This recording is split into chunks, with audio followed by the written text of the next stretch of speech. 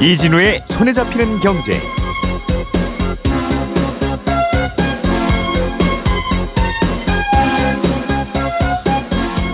안녕하십니까, 이진우입니다. 손에 잡히는 경제가 뽑은 오늘의 숫자는 3분의 1입니다.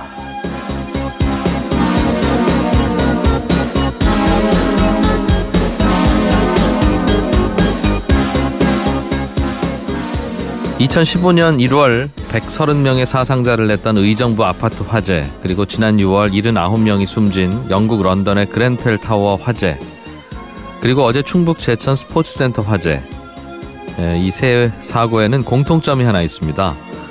불에 잘 타는 가연성 소재로 건물 외벽 마감을 했다는 점입니다. 이번에 화재 사고를 키운 건 이 건물의 외벽 마감 소재인 드라이비트라는 얘기가 들리는데요. 이 드라이비트라는 마감재는 건물 외벽에 스티로폼을 붙이고 석고 등을 덧바른 마감재인데, 이게 대리석이나 벽돌에 비해서 가격이 3분의 1밖에 안 돼서 많이들 쓰고 있다고 합니다. 우리나라는 2년 전에 의정부 참사를 계기로 관련 법령을 개정했습니다. 6층 이상 모든 건축물에 불이 잘 안 붙는 외장재를 사용하도록 의무화했었죠. 하지만 그 이전에는 외장재 성능 기준이 따로 없었고요. 이번에 화재가 난 제천 스포츠센터 건물 역시 2011년에 완공됐습니다. 기준이 없을 때 지어진 건물인데, 문제는 이렇게 기준이 만들어지기 전에 지어진 건물들이 전국에 여전히 너무 많고, 그 많은 건물 외장재를 하루아침에 다른 걸로 바꿀 수는 없다는 점인데요. 그렇다면 당장 시급한 건 내가 드나드는 건물, 내가 살고 있는 집의 외장재가 불에 잘 타는 소재로 만들어진 것이라는 걸 모두가 잘 알 수 있도록 하는 것. 그래야 화재가 나면 얼른 더 빨리 대피할 수 있을 테니까요. 그런 조치가 필요하지 않을까 싶습니다. 사고는 예고 없이 갑자기 닥치는 법이니까요.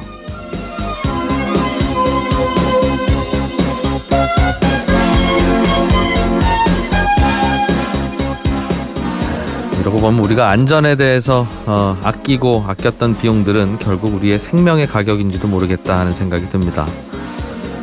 자, 12월 22일 손에 잡히는 경제. 트럼프 미국 대통령이 취임한 지 이제 1년 조금 더 지났지요. 올해 미국 경제는 어떻게 움직였는지, 그리고 내년에는 또 어떻게 달라질지 그 얘기 좀 들어보겠고요. 직장인 청취자께서 회사가 내 국민연금이랑 4대 보험료를 잘 내고 있는지 아닌지 확인 좀 하고 싶다. 어떻게 해야 되냐. 그리고 확인을 했더니 안 내고 있으면 또 어떻게 해야 되느냐, 이런 질문 주셨네요. 그럼 친절한 경제에서 알려드리겠습니다. 광고 잠깐 듣고 오겠습니다.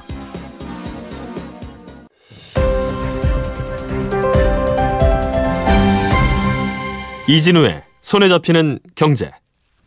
한국경제TV 김치영 기자와 함께 경제 뉴스들 살펴보겠습니다. 어서 오십시오. 네, 안녕하세요. 2015년에 제일모직하고 삼성물산이 합병을 했어요. 네. 합병할 때 참 시끌시끌했었죠. 이게 이재용 3세 승계를 위한 거 아니냐라는 네. 의혹도 있었고, 여기에 국민연금이 왜 도와줬냐 또 이런 의혹도 있었는데, 이 합병할 때 순환 출자와 관련해서 공정거래위원회가 주식을 좀 일부 팔아야 된다, 삼성 계열사가. 네네. 그런 결론을 내렸던 적이 있는데, 이때 이 해석이 좀 잘못됐다는 얘기군요. 뭔가 번복이 됐네요. 네, 그렇습니다. 조금 더 강화했다라고 보셔야 되는데요. 네.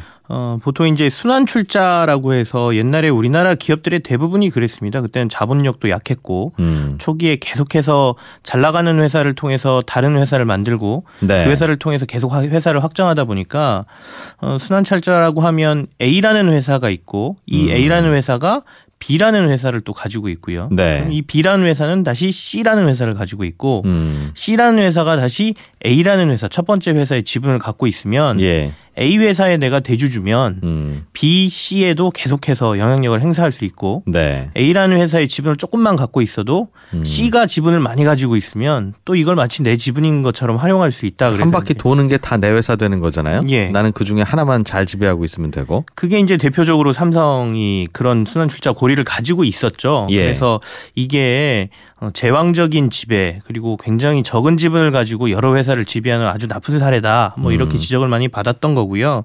그래서 우리나라 기업들이 이런 구조를 해소하기 위해서 여러 가지 노력을 해왔습니다. 그래서 지금은 많이 좀 해소가 된 상태인데요.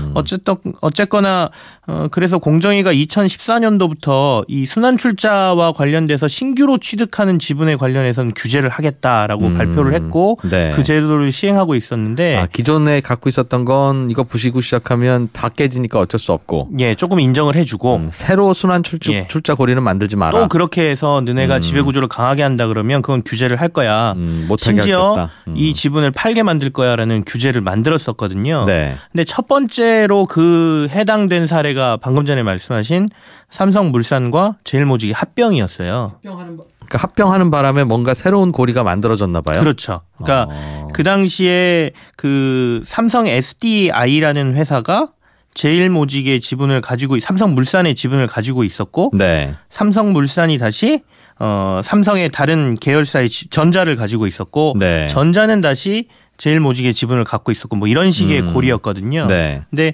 제일모직하고 삼성물산이 합병을 해버리니까 기존의 이런 순환출자 고리에서 가지고 있었던 지분율이 네. 한 2.4% 정도였는데 이게 4.7%로 확 올라가 버린 것이죠. 이건 새로운 순환출자 고리다라고 본 거군요. 그 당시에 그래서 이거를 전체를 새로운 순환출자 고리로 볼 것이냐 아니면 늘어난 확보분만 새로 취득한 걸로 볼 것이냐를 가지고 논란이 좀 됐습니다. 네. 공정위는 그 당시에 새로 늘어난 부분 한 2% 정도만 신규 취득으로 보고 요것만 매각해라고 네. 명령을 했죠. 그러니까 2%를 가지면서 순환출자 고리는 기존에 있었는데 네. 합병하고 나니까 그 2%가 4.7이 됐는데 예.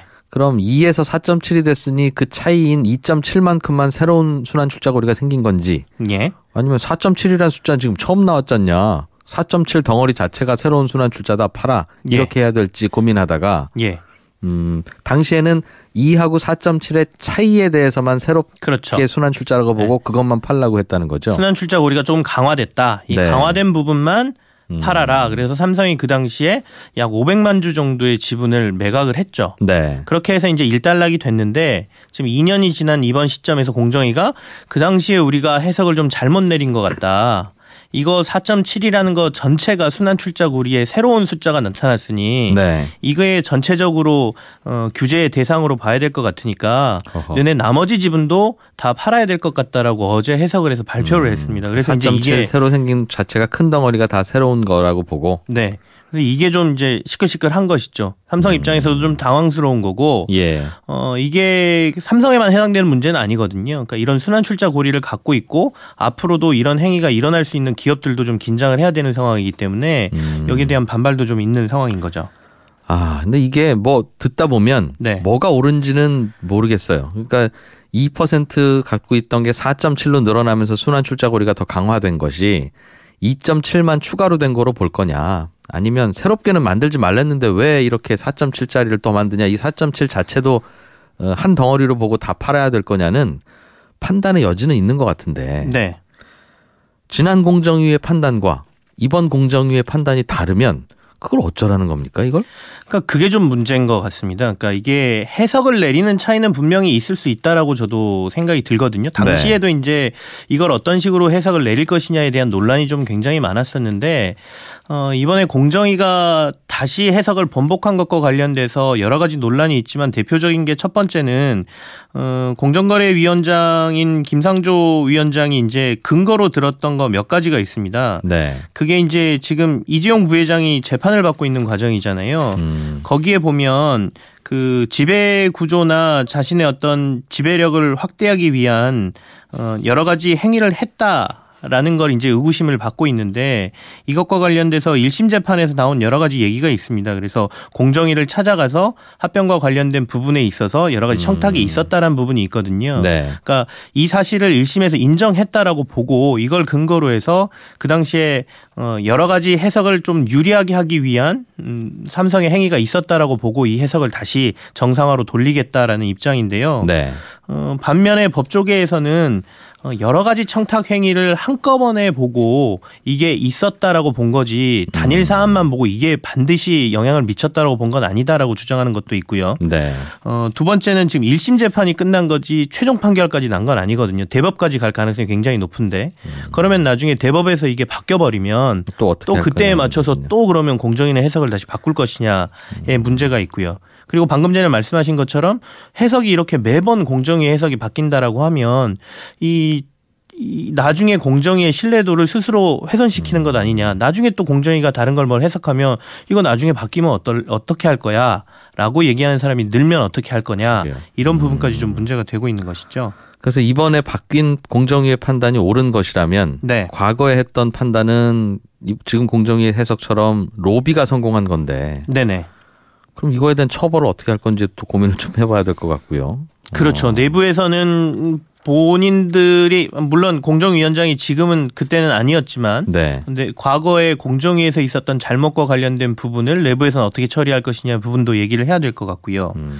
그리고 향후에 이제 이런 기준들을 이렇게 강하게 적용을 한다고 하면 네. 여기에 해당되는 다른 기업들 같은 경우에는 굉장히 이제 긴장을 할 수밖에 없는 상황이 된 것이죠.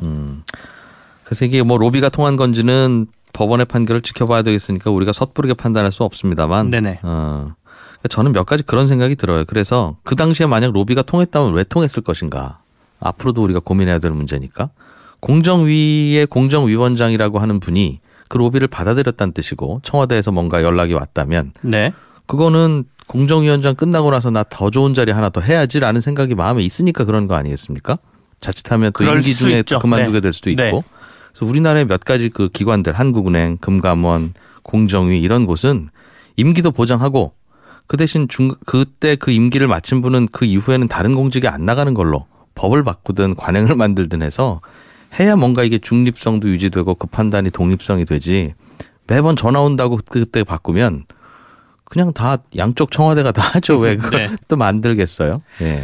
어쨌거나 지금 고민스러워요. 공정위의 입장은 과거에 잘못된 것이 있으면 바로잡겠다라는 쪽에 초점이 굉장히 맞춰져 있는 것 같아요. 그래서 공정거래위원장도 엊그제 발표됐던 여러 가지 가습기 문제라든지 이런 부분도 그렇거든요. 그러니까 네. 과거의 잘못된 관행을 모두 올바른 곳으로 돌려놓겠다라는 관점에서 지금 삼성 문제도 이번에 어제 다시 번복이라기보다는 해석을 다시 내리는 네. 이런 게 나왔다라고 해석을 하겠습니다. 예.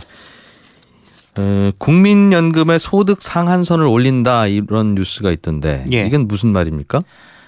지금 국민연금 같은 경우에는 직장인들이나 가입하신 분들은 자신의 소득의 9%를 보험료로 냅니다. 네. 그러니까 이제 직장인들 같은 경우에는 반반 본인이 부담하고 사업주가 반을 부담해서 한 네. 4.5% 정도를 내는데요. 직장인도 자기 월급에서 4.5를 떼고 예. 고용주도 그 해당 고용인의 월급에서 떼는 만큼 회사 돈으로도 내고. 예.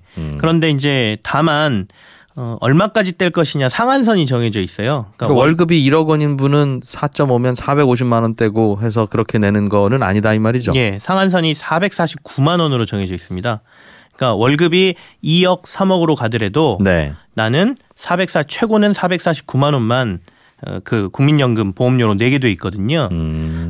그렇게 한 것은 이제 아무래도 소득이 많으면 많을수록 너무 많은 금액을 퍼센테이지로 뗄 수가 있으니까 네. 어느 정도까지는 최고 상한선을 정해놓자라고 만들어진 건데요. 이게 30년 전 기준이거든요. 네. 그래서 계속해서 국민연금 재정은 조금 줄어드는 상황이고 수급자는 늘어나는 상황에서 들어올 수 있는 돈의 한계가 정해져 있다 보니까 흔히 말하는 소득 대체율이라 그래서 국민연금을 받아서 내가 노후에 살 수 있는 금액 자체가 네. 점점 떨어지고 있거든요. 지금은 그럼 대기업 회장과 저 이진우 진행자가 똑같은 그 국민연금을 내고 있는 셈일 수도 있네요. 그죠? 그럴 수도 있죠. 만약에 그 이진우 진행자가 월급이 많아서 449만 원까지 보험료를 내고 있다라고 그러니까 하면 449만 원 이상 월급 받는 모든 분들은 국민연금은 보험료는 매달 동일하게 똑같이 냅니다. 내고 있는 네. 거다. 네. 그래서 이걸 지금 높이자라는 얘기입니다. 많이 버는 분은 많이 내게. 네, 조금 더. 그러니까 무한정 많이 내게 할 수는 없으니 이 소득 상한율을 지금 얘기로 정부 측에서는 만약에 한 30년 동안 뭐 금리나 아니면 소득이 올라온 것을 감안하면 네. 이 소득 상한선을 한 800에서 900만 원까지 올려도 될 것이다라고 얘기는 하고 있거든요. 근데 이걸 단기에 이렇게 올릴 수는 없을 테고요. 차근차근 좀 더 올리겠다. 예, 차근차근 올려서 국민연금 재정을 조금 더 확보하고 돌려주는 금액, 그러니까 연금으로 받는 금액을 조금 높일 수 있도록 하는 방안을 고민하고 있다라고 얘기를 하고 있고요. 실제로 지금 공무원연금 같은 경우에는 올해 소득 상한선이 816만 원이에요. 그러니까 월급 많이 받는 분들 같은 경우에는 공무원연금은 최고 816만 원까지도 더 내고 많이 있다는 내게. 얘기거든요. 알겠어요. 당연히 뭐 소득이 많으면 세금도 더 많이 내니까 네. 국민연금도 더 많이 내자는 건 이해는 되는데 예. 걱정이 하나 있습니다. 이러면. 그러니까 그동안에도 이 449만 원 이상은 다 똑같이 내게 하는 이유가 국민연금이라는 건 낸 거보다 훨씬 더 많이 돌려주는 그런 구조를 여전히 갖고 있지 않습니까? 네, 맞습니다. 그러니 사실은 어찌 보면 혜택인 거죠. 나중에 혹시 고갈돼서 못 받으면 그게 혜택이 아니지만 약속대로 주기만 준다면 세상에 이런 금융상품이 없는 거고. 네. 그래서 그 당시에도 이렇게 놓은 것이 예를 들면 월급을 1억 받아가는 분한테 900만 원, 1000만 원씩 국민연금 보험료를 받아버리면 나중에 이분 은퇴할 때 이 900만 원을 세상에 없는 수익률로 돌려줘야 되는데 네네. 그러면 더 고갈이 되고 이게 부자에게 더 많은 혜택 주는 거다. 그래서 사실은 이거 이상은 받지도 말고 더 많이 주지도 말자. 네네. 이렇게 만들어 놓은 상한선이잖아요. 근데 이걸 지금 당장 더 많이 걷자고 하면 이분들한테 나중에 더 많이 돌려줘야 될 텐데 그거는 괜찮습니까? 지금 한 가입자의 13.3% 정도가 이 소득 상한선에 걸려 있는 분들이거든요. 네. 그래서 한 238만 명 정도 된다라고 하는데요. 이걸 단계적으로 이제 정부에서 높이고자 얘기를 하고 있고 그렇게 된다라고 하면 아마 그 말씀하신 대로 연금을 받는 수준과 관련돼 그것도 있어서도 깎아야 되겠죠. 예, 조금은 깎는다는 얘기가 나오지 않을까라는 생각은 드는데 아직 그 부분까지는 명확하게 얘기는 하지 않고 있습니다.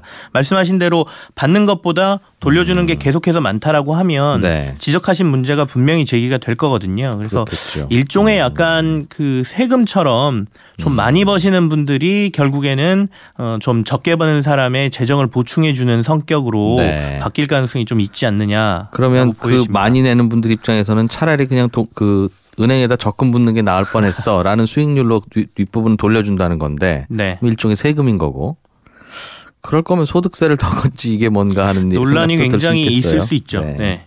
알겠습니다. 점포 임대료를 가게 주인이 한꺼번에 5% 이상은 못 올리게 하는 안이 시행될 것 같다죠? 예, 내년부터 상가 임대료 인상률 상한이 현행 9%에서 5%로 낮아지는데요. 네. 원래는 이게 처음에 2002년까지만 해도 12%가 상한선이었는데 2008년도에 9%로 한 차례 낮췄고요. 네. 이번에 다시 5%로 낮추는 거니까 삼가 임대에서 가게를 운영하시는 분들 같은 경우에는 반가운 소식이고요. 그러니까 이 문제가 계속 그거하고 연결이 돼 있습니다. 그러니까 상가에서 임대를 주고 네. 사실 그 상가가 값어치가 올라가는 거는 임대하신 분들의 역할도 있거든요. 가게를 예. 운영을 잘하거나 이렇게 해서. 그런데 결국에는 좀 인기 있는 상가가 되면 임대료는 폭등하고 결국에는 그 가게분들은 다른 지역으로 밀려나는 예. 뭐 젠틀리피케이션이라고 하는데요. 이런 것들이 빈번하게 나타나다 보니까 임대료가 너무 많이 오르는 걸 좀 막자라는 취지에서 지금 도입이 되는 것인데요. 그래서 내년부터는 5%로 이 상한선이 정해질 것 같고요. 그리고 이 임대료 상한선에 적용을 받는 대상도 조금 넓히겠다라고 정부가 발표를 했어요. 지금은 9%까지만 올릴 수 있는데 네. 월세 뭐 1,000만 원, 2,000만 원 내는 그런 가게까지 보호해 주는 건 아니고 네. 이게 환산액이 서울 같은 경우는 4억 넘는 곳은 보호를 안 해주는 그런 상황이죠, 지금은? 예, 그렇습니다. 이건 이제 6억 1,000만 원까지 보호 대상을 추가하겠다라고 지금 얘기를 하고 있고요. 네. 서울이요. 예. 그다음에 과밀 억제권이라고 그래서 인천, 의정부, 성남 이런 곳들은 기준액이 3억 원에서 5억 원으로 좀 더 넓어지고요. 네. 그러니까 조금 더 비싼 임대료를 내던 분들도 많은 이 보호 가게들을 대상이 더 된다. 보호하겠다. 라고 하는데 이 환산보증금이라는 게 보증금하고 월세 환산액을 더한 금액이거든요. 100개월치 월세에다가 보증금 더한다면서요? 예, 맞습니다. 예. 그러니까 보증금이 만약에 1억 원이고 내가 월세 150만 원이다 그러면 2억 5천만 원 되는 거죠. 곱하기 네. 100 월세 해서. 그러니까 그 기준으로 하니까 본인이 해당되시는지도 알아두시는 것도 나쁘지 않을 것 같습니다. 알겠습니다. 그럼 뭐 월세가 많이 내지 않는 그런 가게는 일단 계약하면 5년은 장사할 수 있고 네. 5년 중간중간에 계약 기간 끝날 때마다 월세를 올리더라도 이제는 5% 이상은 못 올리고 이게 연 5%가 아니라 계약 기간 끝나고 한 번 더 갱신할 때 5%니까 계약 기간이 길면 뭐 긴 기간 내내 5% 있네요. 연 5%가 맞습니다. 아니라. 알겠습니다. 알아두시면 도움이 될 것 같네요. 한국경제TV 김치영 기자였습니다. 고맙습니다. 네, 감사합니다. 알아야 될 것들 많이 안내를 해주고 눈높이에 딱 맞는 만인의 경제 과외 선생님. 다음 순서는 친절한 경제입니다. 네, 오늘은 청취자 홍민섭 씨가 어떤 회사에서 3개월째 아르바이트를 하고 있는데 월급에서 4대 보험이라는 명목으로 10만 원 정도 떼고 주더라. 그래서 뭐 그런가 보다 했는데 어느 날 국민연금 사이트에 조회를 해보니까 내 국민연금이 아예 납부가 안 되고 있더라. 이거 어떻게 해야 되느냐 이런 질문 주셨어요. 회사에서 4대 보험을 공제하고 월급을 주면 이제 회사는 그 돈 가지고 그 직원 이름으로 건강보험, 국민연금, 뭐 고용보험, 산재보험 이런 4대 보험에 가입하고 보험료를 내는 게 맞는데요. 직원 월급에서 한 10만 원을 떼면 사실은 회사 돈으로도 10만 원 정도를 추가로 더 보태서 보험료를 내야 되거든요. 그래서 일부 사업장에서는 아예 4대 보험 가입을 또 안 하기도 하고 질문 주신 경우처럼 가입을 했다면서 월급 봉투에서는 떼고 또 슬그머니 가입을 안 하는 그런 경우도 있습니다. 그래서 내 월급에서 뗀 4대 보험료가 잘 납부되고 있는지 알아보시려면 건강보험공단이나 국민연금공단에 그냥 전화하셔서 주민번호 등 인적사항 말씀하시면 다 확인을 해줍니다. 가입이 되어 있고 잘 들어오는지, 가입 자체가 안 돼 있는지, 가입은 되어 있는데 보험료가 언제부터 안 들어오고 있는지 알려주는데요. 그런데 가입은 되어 있는데 회사에서 보험료를 안 내고 있다면 보험료를 받을 주체인 건강보험공단에서 회사한테 왜 안 내느냐고 독촉도 하고 계속 안 내면 회사 재산을 압류도 하고 그렇게 해주는데 아예 가입이 안 돼 있으면 이건 뭐 고용노동부에 신고하는 수밖에는 없습니다. 근데 이제 회사 계속 다니면서 이런 걸 고발하고 신고하시기가 부담스러우시겠죠. 그래서 이러지도 못하고 저러지도 못하고 계실 텐데 지금으로서는 일단 가입은 되어 있는데 보험료가 안 나가고 있는 건지 아니면 아예 가입조차 안 되어 있는 건지부터 좀 확인을 하셔야 될 것 같습니다. 우리나라 법에는 이게 1인 기업은 자기가 사장이면서 직원이니까 4대 보험 가입 안 해도 되는데요. 사장 말고 추가로 직원이나 아르바이트나 단 한 명이라도 추가로 채용하고 있으면 그 직원이 한 달 이상을 일하면서 한 달에 60시간 이상 일하는 직원이라면 그 직원을 뭐 명목을 인턴으로 채용했던 아르바이트로 채용했던 관계없이 무조건 4대 보험에 가입을 해야 됩니다. 예를 들면 일주일에 한 번 창고 정리하러 오는 아르바이트다라고 하더라도 그런 경우에는 건강보험이나 국민연금은 안 내도 되는 그런 예외가 있긴 한데 한 달 이상 매일 그 회사로 출근하는 모든 직원은 계약직이든 인턴이든 뭐든 4대 보험에 다 가입을 하셔야 됩니다. 심지어는 아르바이트 하는 대학생도 한 달에 60시간 이상 한 곳에서 일을 하면 거기서 4대 보험에 가입을 해야 됩니다. 예, 지금까지 친절한 경제였고요.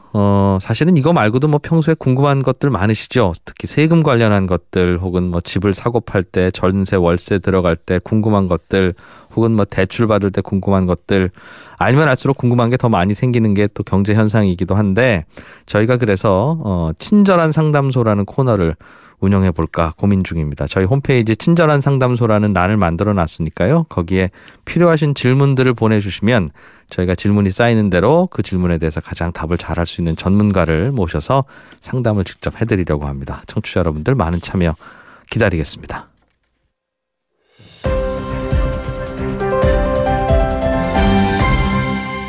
경제를 생각하는 사람들의 즐거운 습관. 이진우의 손에 잡히는 경제. 예, 작년 11월이었죠. 미국의 새 대통령으로 의외로 트럼프 공화당 후보가 당선되면서 참 여러 가지 논란도 많고 긴장도 됐었습니다. 특히 올해 초에 있었던 저희 손에 잡히는 경제 콘서트에서 그래서 앞으로 미국 경제가 어떻게 변화해 나갈지 또 우리 경제는 어떤 영향을 받을지 분석을 했었는데 당시 강의를 해주셨던 키움증권의 홍춘욱 이코노미스트를 오랜만에 다시 한번 연결해서 1년이 지난 지금의 미국 경제는 어떤 모습인지 또 내년은 어떨지 미국 경제 이야기 좀 들어보겠습니다. 이게 우리나라 경제에 영향을 많이 주는 경제라서요. 들어보죠. 안녕하십니까? 네, 안녕하세요. 예.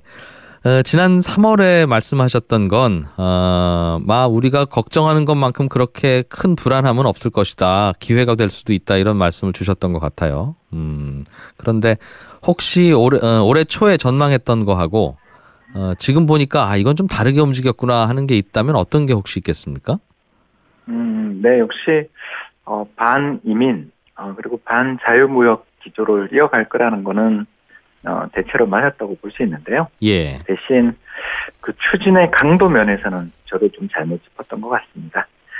저 적극적으로 어떻게 말씀드리자면 멕시코와의 국경지대의 방벽부터 시작해서 또 주요 국가들에 대해서 대규모 반덤핑 이런 것들을 다양하게 진행하리라 생각했었는데 네. 생각보다 우리 걱정보다 훨씬 좋았다라고 볼 수 있겠고요. 물론 이제 여러 가지 구설수에 오르는 이런 일들은 있었습니다만 그럼에도 불구하고 한 해를 놓고 본다면 미국과 우리나라 사이 교역 사이에 보면 일부 몇몇 품목을 제외하고는 자유무역 쪽에서 본다면 더 공격적인 또 적극적인 어떤 수출 수입의 증가가 나타나는 등 교류의 증가가 있었다고 볼 수 있겠고요. 다만 네. 이제 한미 자유무역장에 대한 어떤 제협상 문제나 이런 것들은 앞으로 좀 더 지켜봐야 되는 문제 같습니다. 또 하나 제가 좀 놓쳤던 부분은 미국이 달러의 약세를 유도하려 하더라도 쉽지 않을 거다 이렇게 말씀을 드렸던 게 기억이 나는데 네. 근데 달러 약세가 출현하고 말았던 건 제가 좀 틀렸던 것 같습니다. 그때 말씀을 드리면서 우리나라 시장을 결정하고 환율을 결정짓는 것은 어떤 정부 정책 그것만으로는 되지 않고 따라서 달러가 너무 약세로 가지는 어려울 거다라고 제가 전망했었는데 네. 그건 이번에 좀 잘못 본 게 그 유럽 경제가 생각보다 요새 좋아져가지고요. 예. 유로화의 강세가 나타났죠. 그래서 1유로에 대한 미국 달러 환율이 1.2 수준까지 올라오는 가운데 달러가 최근 들어서 특히 11월, 12월 접어들면서는 약세를 보인 건 이런 부분들은 제가 좀 놓쳤던 부분이라고 볼 수 있겠습니다. 아니 뭐 저희는 왜 틀리셨어요라고 따져 물으려고 여쭈는 건 아니었는데 환율 말씀하셨으니까 한번 그럼 어떻게 봐야 되겠습니까? 이게 요즘 환율이 달러가 약하고 원화가 강세가 되는 게 네. 이게 원화도 강세가 될 이유가 있고 수출도 잘 되고 경상수지 흑자도 계속 있으니까요. 그리고 우리나라로 투자하러 들어오는 외국인도 많으니까 그럴 것이고 달러 자체도 약세 요인이 좀 있고 그래서 합쳐진 결과입니까? 네, 그렇습니다. 그 미국 연준 다시 말씀드려서 미국의 중앙은행이 이제 예상보다 올해 금리를 적게 준 게 달러 약세 이유로 또 작용을 했죠. 예. 대표적으로 생각해 보면 작년 연말 이맘때 이제 연준의 올해 금리 인상 계획이 4번 인상이었거든요. 그런데 올해 3번 인상했고 특히 9월달 같은 경우에는 금리 인상을 쉬고 지나갔었고요. 더 나가서 이제 그 옐런 의장 후임으로 사실은 결정된 파월 신임 의장이 청문회 과정이라든가 이런 여러 가지 이야기를 듣고 보니까 생각보다 좀 비둘기파, 다시 말해서 물가가 최근에 안 오르는 걸 걱정하는 쪽에 서 있는 분이라는 게 부각된 게 미국 달러의 약세 요인으로 생각보다 금리를 빨리 안 올리더라. 그게 변수였다. 그렇습니다. 알겠습니다.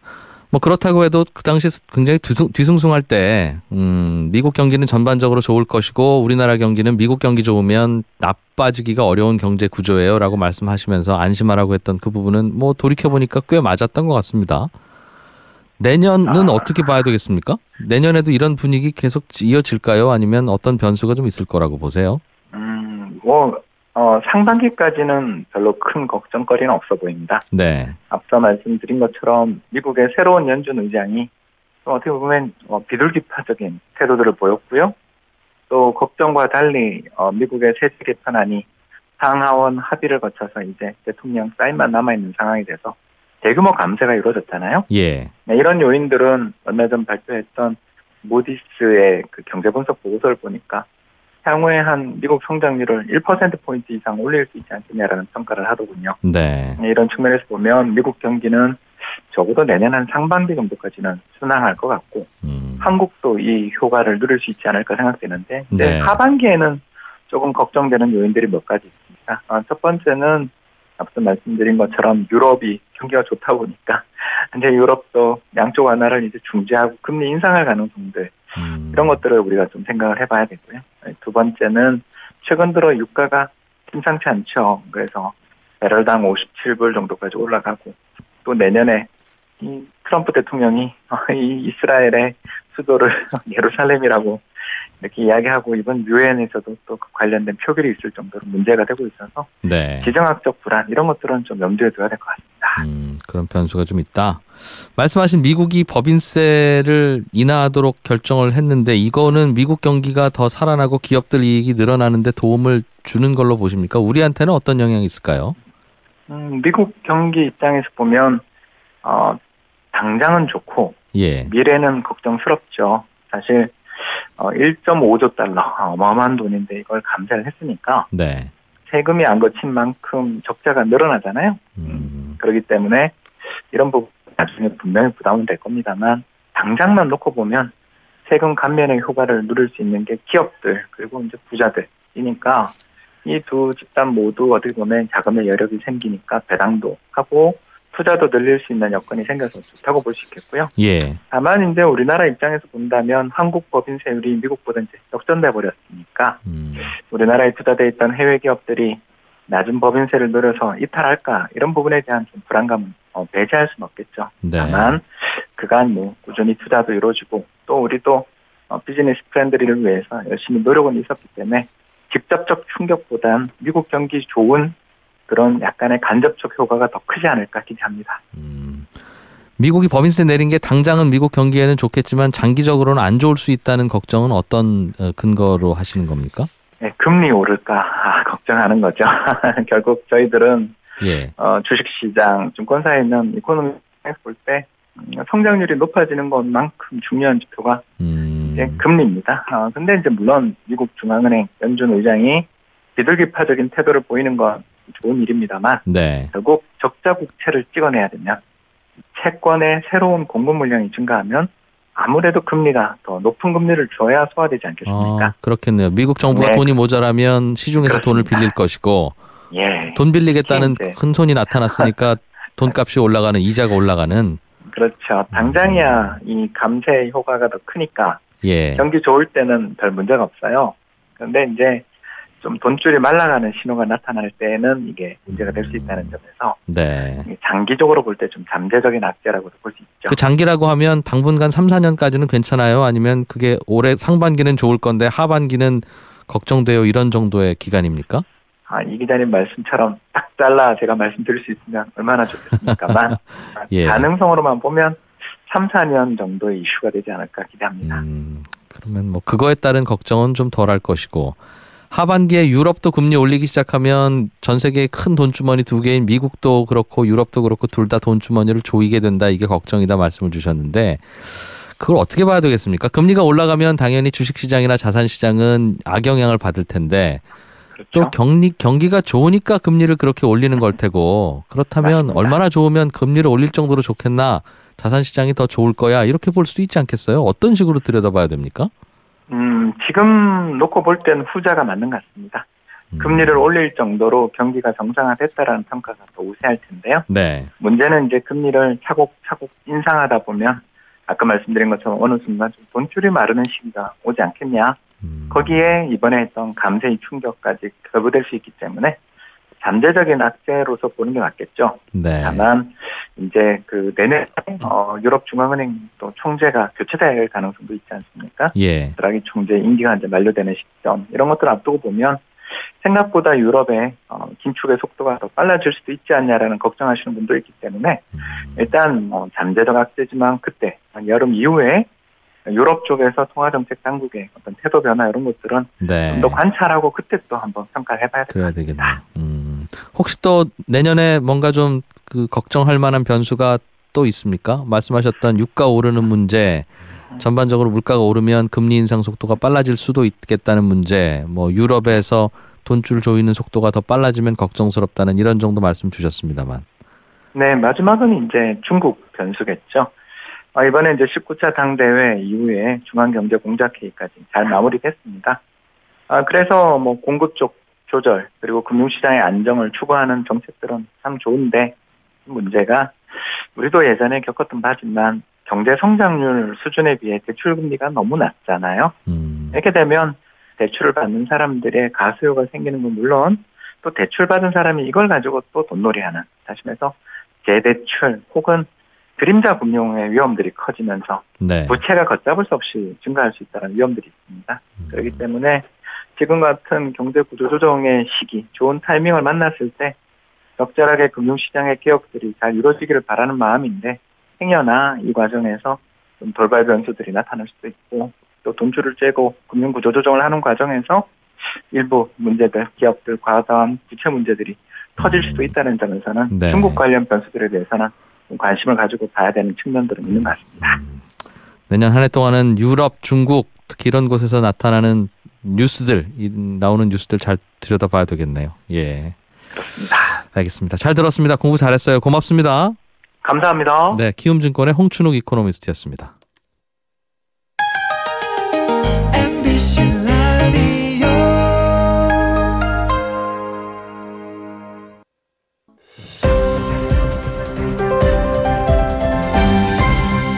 이진우의 손에 잡히는 경제.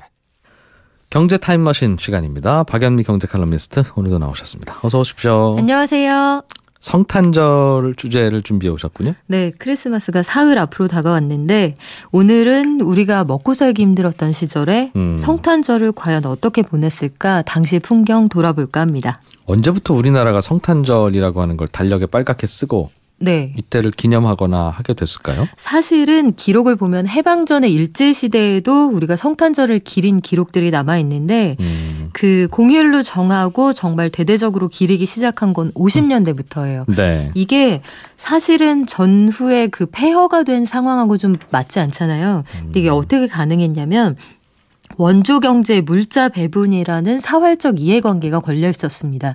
당시에 정부 시스템이라는 게 거의 무너져 있었고 네. 뭐 부정부패, 무능 이런 문제가 만연했는데 그에 반면에 이 기독교계는 시스템이 잘 갖춰져 있었던 거예요. 우리나라에서도. 그리고 당시에도 이미 미국 유학파 기독교 지도자들이 있었습니다. 이분들이 네. 현지와 긴밀하게 소통을 하고 또 영어가 된다는 강점이 있었기 때문에 미군정 입장에서도 이분들을 주축으로 해서 원조 물자를 빠르게 배분하는 게 무너진 한국 정부를 통해서 배분하는 것보다 훨씬 효율적이었던 거예요. 아, 그러니까 결국은 미국인들이 주는 원조이긴 했는데 네. 그게 미국 정부가 주고 한국 정부가 받아서 주민센터에서 나눠주는 게 아니라 그렇죠. 미국이 주고 교회가 받아서 교회에서 나눠주는 그런 경우가 허다했습니다. 그래서 그 군수물자도 마찬가지고 뭐 그 민간 영역의 원조물자 이런 것들이 해외에서도 기독교계를 중심으로 그 모집이 되고요. 이런 것들이 국내에 들어와서도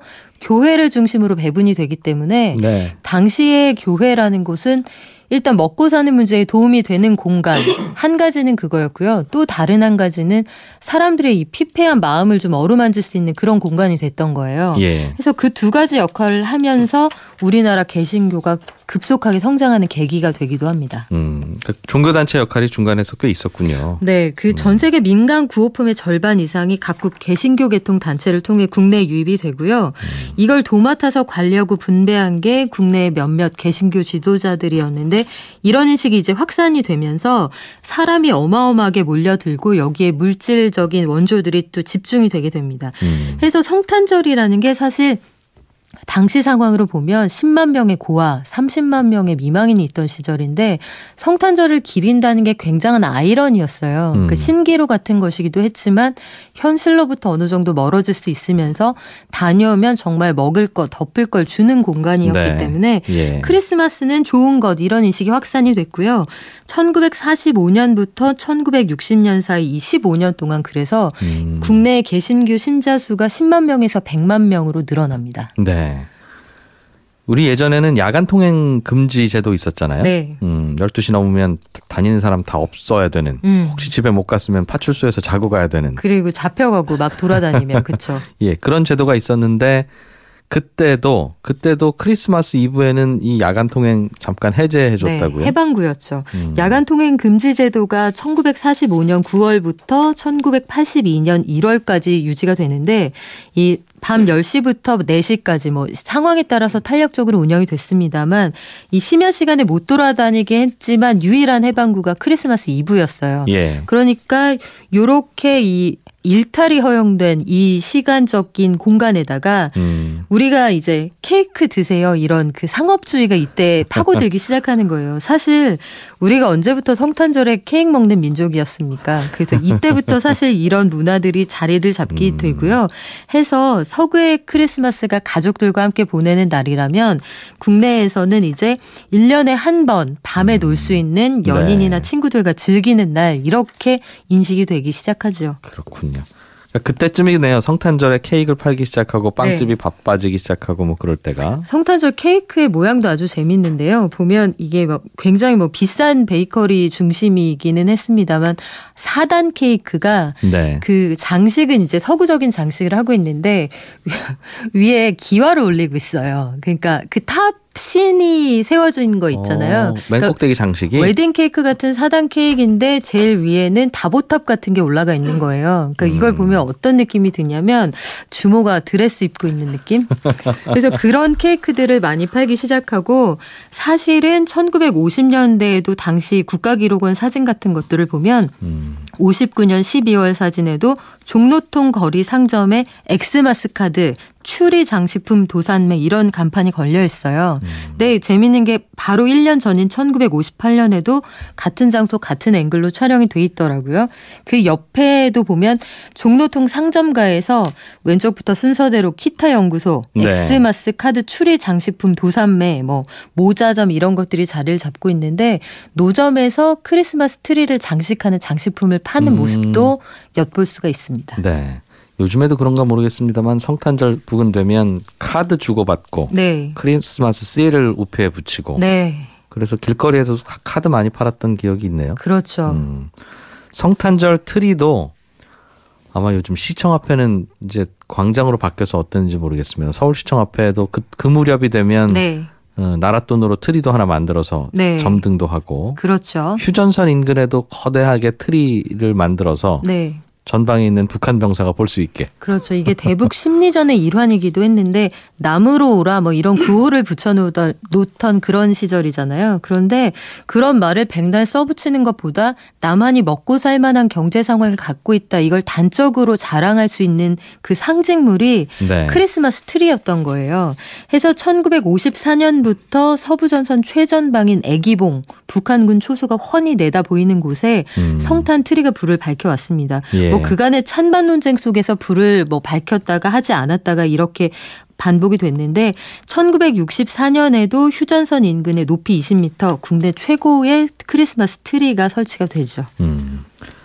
예전에 대연각 호텔이라고 당시에는 그 동네에서 서울 그 충무로에 있는 건데 꽤 높았던 호텔에서 굉장히 큰 사고가 화재 사고가 있었어요. 이게 더 큰 화재가 됐던 이유가 뭐냐면 1971년 12월 25일 오전 9시. 성탄절 아침이네요. 그렇죠. 성탄절 아침에 발생한 화재 사고인데 전날 밤에 화려한 파티를 즐기고 아침에 자고 있다가 변을 당한 투숙객이 많았어요. 그런데 71년에 크리스마스 파티를 국내 최고급 호텔이었던 대연각에서 할 수 있었다는 사람들은 뭐 상상할 수 있잖아요. 부유층들이었겠네요. 부유층 내지 힘 있는 사람들 혹은 그들의 자녀들이었기 때문에 더욱 화제가 되었던 것이고 사망자가 163명에 이릅니다. 다친 사람이 63명이고요. 당시 소방서 추정으로 8억 3,820만 원의 재산 피해가 날 정도였으니까요. 근데 이게 우리나라의 그 안전대책을 수립한 아주 중요한 계기가 돼요. 당시에 고층 빌딩이 90여 개 이를 정도로 서울이 급행장 중이었는데 안전대책은 이때부터 수립되기 시작합니다. 예, 박연미 경제 칼럼니스트였습니다. 고맙습니다. 고맙습니다. 네, 손에 잡히는 경제 지금까지 이진우였고요. 토요일 오전, 내일 오전 11시 10분에 또 오겠습니다. 들어주신 여러분 고맙습니다.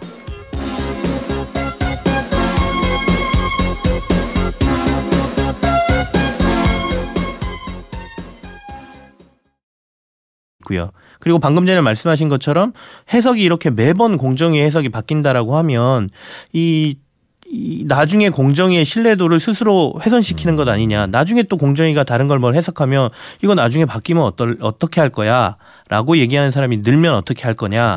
이런 부분까지 좀 문제가 되고 있는 것이죠. 그래서 이번에 바뀐 공정위의 판단이 옳은 것이라면 과거에 했던 판단은 지금 공정위의 해석처럼 로비가 성공한 건데 그럼 이거에 대한 처벌을 어떻게 할 건지 또 고민을 좀 해봐야 될 것 같고요. 그렇죠. 내부에서는 본인들이 물론 공정위원장이 지금은 그때는 아니었지만 네. 근데 과거에 공정위에서 있었던 잘못과 관련된 부분을 내부에서는 어떻게 처리할 것이냐 부분도 얘기를 해야 될 것 같고요. 그리고 향후에 이제 이런 기준들을 이렇게 강하게 적용을 한다고 하면 네. 여기에 해당되는 다른 기업들 같은 경우에는 굉장히 이제 긴장을 할 수밖에 없는 상황이 된 것이죠. 그래서 이게 뭐 로비가 통한 건지는 법원의 판결을 지켜봐야 되겠으니까 우리가 섣부르게 판단할 수 없습니다만. 네네. 저는 몇 가지 그런 생각이 들어요. 그래서 그 당시에 만약 로비가 통했다면 왜 통했을 것인가. 앞으로도 우리가 고민해야 될 문제니까. 공정위의 공정위원장이라고 하는 분이 그 로비를 받아들였다는 뜻이고 청와대에서 뭔가 연락이 왔다면 네. 그거는 공정위원장 끝나고 나서 나 더 좋은 자리 하나 더 해야지라는 생각이 마음에 있으니까 그런 거 아니겠습니까? 자칫하면 또 임기 중에 그만두게 될 수도 있고. 네.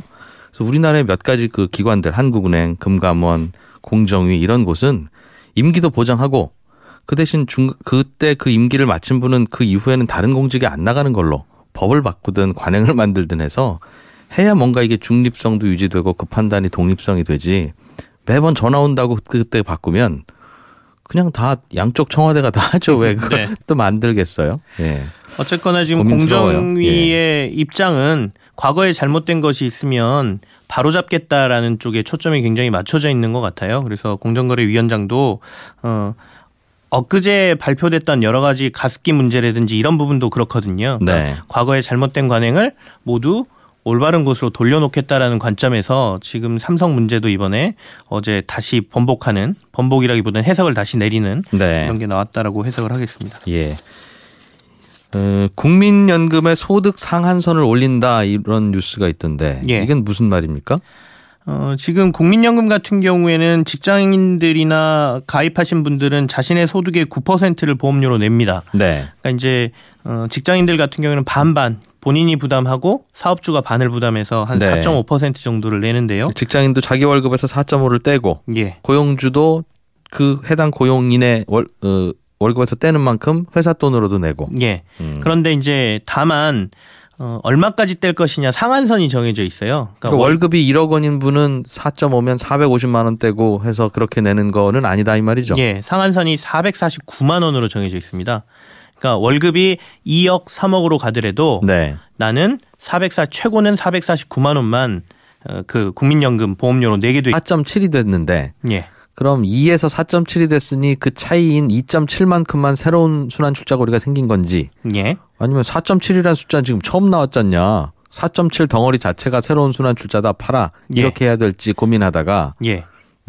당시에는 2하고 4.7의 차이에 대해서만 새롭게 그렇죠. 순환출자라고 보고 그것만 팔라고 했다는 거죠. 순환출자고리가 조금 강화됐다. 이 네. 강화된 부분만 팔아라. 그래서 삼성이 그 당시에 약 500만 주 정도의 지분을 매각을 했죠. 네. 그렇게 해서 이제 일단락이 됐는데 지금 2년이 지난 이번 시점에서 공정위가 그 당시에 우리가 해석을 좀 잘못 내린 것 같다. 이거 4.7이라는 거 전체가 순환출자고리에 새로운 숫자가 나타났으니 네. 이거에 전체적으로 규제의 대상으로 봐야 될 것 같으니까 너네 나머지 지분도 다 팔아야 될 것 같다라고 어제 해석을 해서 발표를 했습니다. 그래서 4.7 이제 이게 새로 생긴 자체가 큰 덩어리가 다 새로운 거라고 보고. 네. 그래서 이게 좀 이제 시끌시끌한 것이죠. 삼성 입장에서도 좀 당황스러운 거고. 예. 이게 삼성에만 해당되는 문제는 아니거든요. 그러니까 이런 순환출자 고리를 갖고 있고 앞으로도 이런 행위가 일어날 수 있는 기업들도 좀 긴장을 해야 되는 상황이기 때문에 여기에 대한 반발도 좀 있는 상황인 거죠.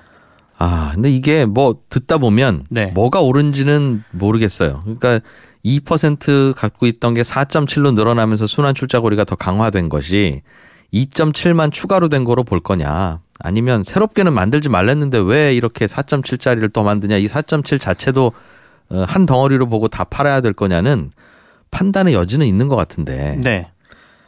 지난 공정위의 판단과 이번 공정위의 판단이 다르면 그걸 어쩌라는 겁니까, 이걸? 그러니까 그게 좀 문제인 것 같습니다. 그러니까 이게 해석을 내리는 차이는 분명히 있을 수 있다라고 저도 생각이 들거든요. 당시에도 이제 이걸 어떤 식으로 해석을 내릴 것이냐에 대한 논란이 좀 굉장히 많았었는데 이번에 공정위가 다시 해석을 번복한 것과 관련돼서 여러 가지 논란이 있지만 대표적인 게 첫 번째는 공정거래위원장인 김상조 위원장이 이제 근거로 들었던 거 몇 가지가 있습니다. 네. 그게 이제 지금 이재용 부회장이 재판을 받고 있는 과정이잖아요. 거기에 보면 그 지배 구조나 자신의 어떤 지배력을 확대하기 위한 여러 가지 행위를 했다라는 걸 이제 의구심을 받고 있는데 이것과 관련돼서 1심 재판에서 나온 여러 가지 얘기가 있습니다. 그래서 공정위를 찾아가서 합병과 관련된 부분에 있어서 여러 가지 청탁이 있었다라는 부분이 있거든요. 네. 그러니까 이 사실을 1심에서 인정했다라고 보고 이걸 근거로 해서 그 당시에 여러 가지 해석을 좀 유리하게 하기 위한 삼성의 행위가 있었다라고 보고 이 해석을 다시 정상화로 돌리겠다라는 입장인데요. 네. 반면에 법조계에서는 여러 가지 청탁 행위를 한꺼번에 보고 이게 있었다라고 본 거지 단일 사안만 보고 이게 반드시 영향을 미쳤다라고 본 건 아니다라고 주장하는 것도 있고요. 네. 두 번째는 지금 1심 재판이 끝난 거지 최종 판결까지 난 건 아니거든요. 대법까지 갈 가능성이 굉장히 높은데 그러면 나중에 대법에서 이게 바뀌어버리면 또 그때에 맞춰서 또 그러면 공정위의 해석을 다시 바꿀 것이냐의 문제가 있고. 이재용 3세 승계를 위한 거 아니냐라는 네. 의혹도 있었고 여기에 국민연금이 왜 도와줬냐 또 이런 의혹도 있었는데 이 합병할 때 순환 출자와 관련해서 공정거래위원회가 주식을 좀 일부 팔아야 된다 삼성계열사가 네네. 그런 결론을 내렸던 적이 있는데 이때 이 해석이 좀 잘못됐다는 얘기군요. 뭔가 번복이 됐네요. 네, 그렇습니다. 조금 더 강화했다라고 보셔야 되는데요. 네. 보통 이제 순환 출자라고 해서 옛날에 우리나라 기업들의 대부분이 그랬습니다. 그때는 자본력도 약했고 초기에 계속해서 잘 나가는 회사를 통해서 다른 회사를 만들고 네. 그 회사를 통해서 계속 회사를 확장하다 보니까 순환 출자라고 하면 A라는 회사가 있고 이 A라는 회사가 B라는 회사를 또 가지고 있고요. 네. 이 B라는 회사는 다시 C라는 회사를 가지고 있고 C라는 회사가 다시 A라는 회사, 첫 번째 회사의 지분을 갖고 있으면 예. A 회사에 내가 대주주면 B, C에도 계속해서 영향력을 행사할 수 있고 네. A라는 회사의 지분을 조금만 갖고 있어도 C가 지분을 많이 가지고 있으면 또 이걸 마치 내 지분인 것처럼 활용할 수 있다. 한 바퀴 도는 게 다 내 회사 되는 거잖아요. 예. 나는 그중에 하나만 잘 지배하고 있으면 되고. 그게 이제 대표적으로 삼성이 그런 순환출자 고리를 가지고 있었죠. 예. 그래서 이게 제왕적인 지배 그리고 굉장히 적은 지분을 가지고 여러 회사를 지배하는 아주 나쁜 사례다. 뭐 이렇게 지적을 많이 받았던 거고요. 그래서 우리나라 기업들이 이런 구조를 해소하기 위해서 여러 가지 노력을 해왔습니다. 그래서 지금은 많이 좀 해소가 된 상태인데요.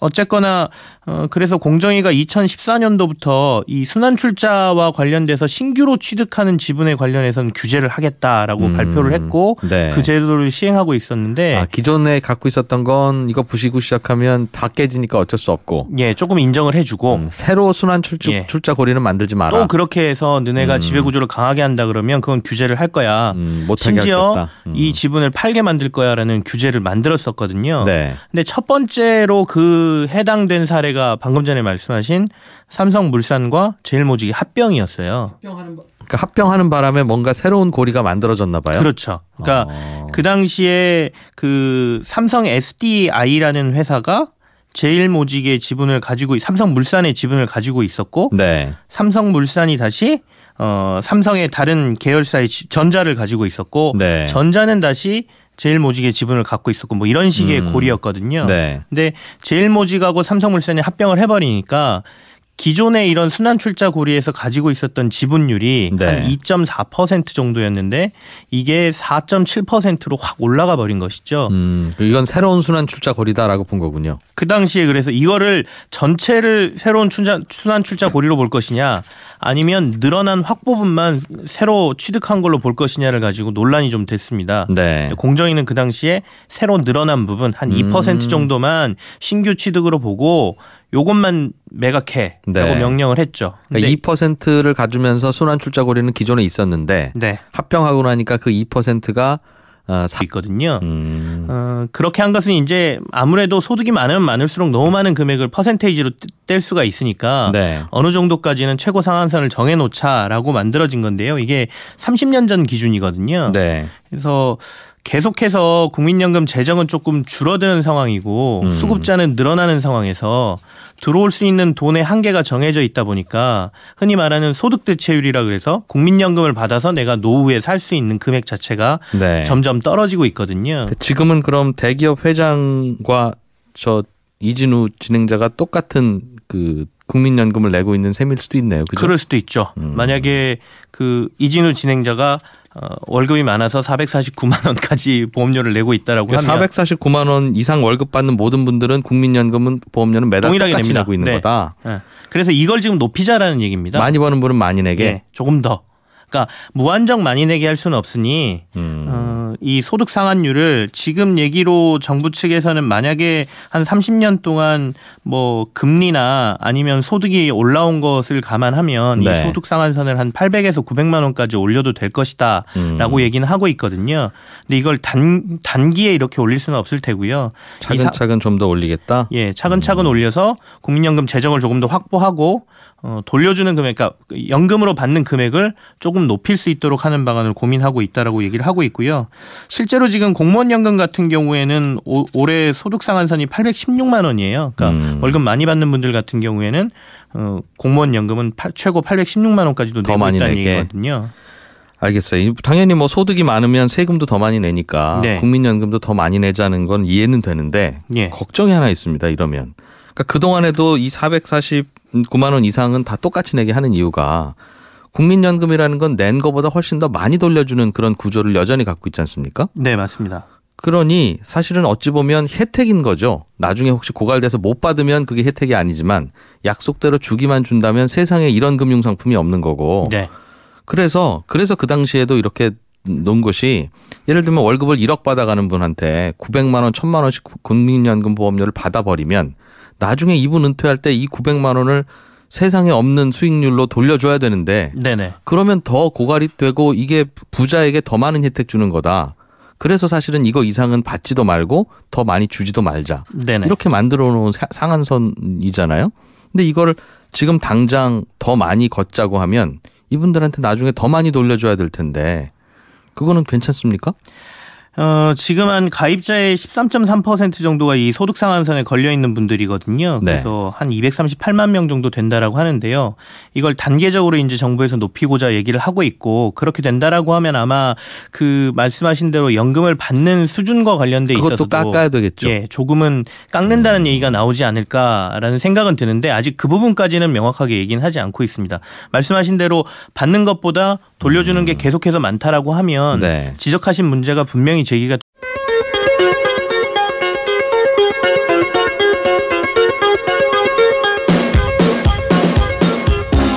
이진우의 손에 잡히는 경제.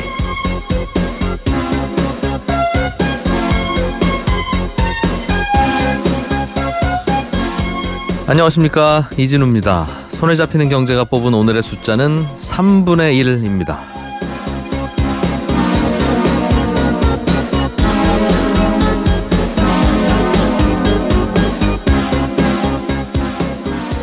(2015년 1월) 130명의 사상자를 냈던 의정부 아파트 화재, 그리고 지난 6월 79명이 숨진 영국 런던의 그렌펠 타워 화재, 그리고 어제 충북 제천 스포츠센터 화재, 이 세 사고에는 공통점이 하나 있습니다. 불에 잘 타는 가연성 소재로 건물 외벽 마감을 했다는 점입니다. 이번에 화재 사고를 키운 건 이 건물의 외벽 마감 소재인 드라이비트라는 얘기가 들리는데요. 이 드라이비트라는 마감재는 건물 외벽에 스티로폼을 붙이고 석고 등을 덧바른 마감재인데 이게 대리석이나 벽돌에 비해서 가격이 3분의 1밖에 안 돼서 많이들 쓰고 있다고 합니다. 우리나라는 2년 전에 의정부 참사를 계기로 관련 법령을 개정했습니다. 6층 이상 모든 건축물에 불이 잘 안 붙는 외장재를 사용하도록 의무화했었죠. 하지만 그 이전에는 외장재 성능 기준이 따로 없었고요. 이번에 화재가 난 제천 스포츠센터 건물 역시 2011년에 완공됐습니다. 기준이 없을 때 지어진 건물인데 문제는 이렇게 기준이 만들어지기 전에 지어진 건물들이 전국에 여전히 너무 많고 그 많은 건물 외장재를 하루아침에 다른 걸로 바꿀 수는 없다는 점인데요. 그렇다면 당장 시급한 건 내가 드나드는 건물, 내가 살고 있는 집의 외장재가 불에 잘 타는 소재로 만들어진 것이라는 걸 모두가 잘 알 수 있도록 하는 것. 그래야 화재가 나면 얼른 더 빨리 대피할 수 있을 테니까요. 그런 조치가 필요하지 않을까 싶습니다. 사고는 예고 없이 갑자기 닥치는 법이니까요.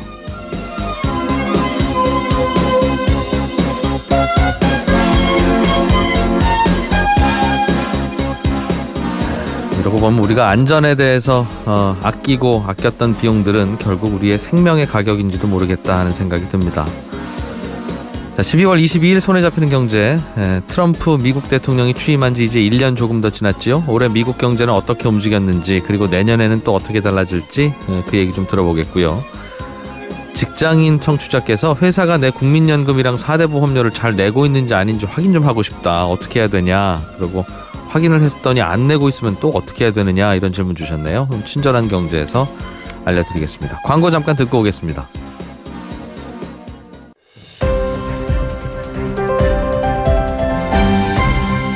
이진우의 손에 잡히는 경제. 한국경제TV 김치영 기자와 함께 경제 뉴스들 살펴보겠습니다. 어서 오십시오. 네, 안녕하세요. 2015년에 제일모직하고 삼성물산이 합병을 했어요. 네. 합병할 때 참 시끌시끌했었죠. 이게